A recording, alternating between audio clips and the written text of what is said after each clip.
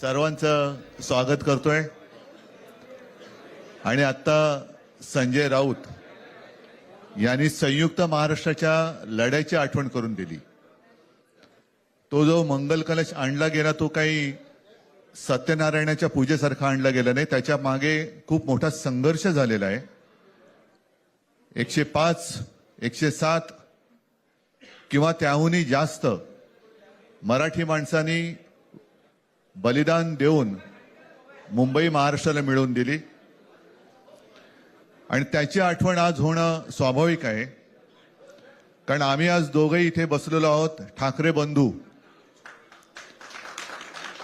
आमच्या दोघांचेही आजोबा प्रबोधनकार हे संयुक्त महाराष्ट्राच्या लढ्यामध्ये पहिल्या 5 सेनापतींमधले एक सेनापती, त्यांच्या सोबत माझे वडील म्हणजे शिवसेना प्रमुख हिंदू हृदय सम्राट बाळासाहेब ठाकरे, राजचे वडील म्हणजे माझे काका श्रीकांतजी ठाकरे, म्हणजे अख्खं ठाकरे घराणं त्यावेळेला मुंबईसाठी संघर्ष करत होता। त्याच्यानंतरचा इतिहास मी काही आता तुम्हाला नाही, पण मुंबई महाराष्ट्राने मिळवल्यानंतर मुंबईमध्येच मराठी माणसाच्या उरावरती उभरे नाचायला लागले।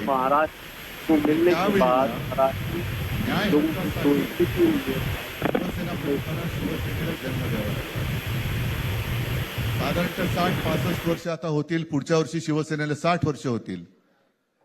इतकी वर्ष व्यवस्थित गेली आणि आज परत आपण पाहतो आहोत की मुंबईचे लचके, मुंबईच्या चिंधड्या उडवायच्या हे मनसुबे त्यावेळेला ज्यांना मुंबई पाहिजे होती त्यांचेच प्रतिनिधी, जे वरती दोघं जण, वरती म्हणजे इकडे नाही दिल्लीत बसलेले आहेत, त्यांचे मनसुबे आहेत। आणि आता जर का आपण भांडत राहिलो तर मग तो जो काय संघर्ष, ते जे काय हुतात्मा स्मारक आहे त्याचा मोठा अपमान होईल। आज आम्ही आमचं कर्तव्य म्हणून तो जो हमारा संघर्ष था, जो हमारे लोगों ने मुंबई को महाराष्ट्र में लाने के लिए बलिदान दिया है, उनका अपमान होगा। यापुढे तुम्ही ज्या व्यक्तीशी बोलत आहात त्याने